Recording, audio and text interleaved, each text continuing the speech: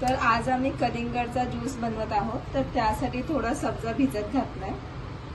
तर इथे आम्ही कलिंगड घेतले, याचे ऑलरेडी बिया काढले, म्हणजे बारीक केल्यावर आपल्याला बिया काढायची किंवा छानून घ्यायची गरज नाहीये।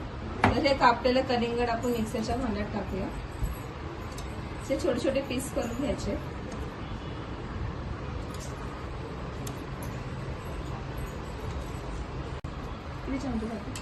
थोडीशी साखर टाकूया, जास्त गोड नको।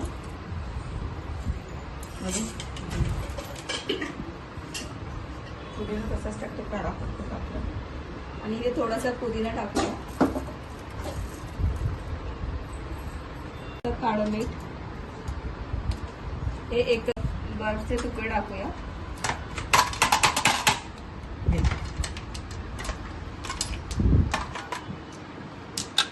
हे एकत्र आता बारीक करून घेऊया। तर हे असं बारीक केले आम्ही मिक्सरमध्ये ज्यूस, आणि याला एका बाउलमध्ये काढून घेऊया।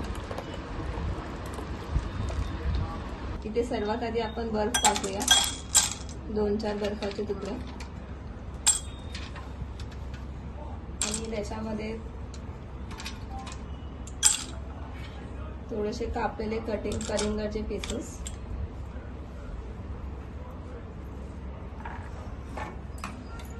आणि सब्जा टाकूया 1 चम्मच, 1 ते 2 चम्मच सब्जा टाकूया।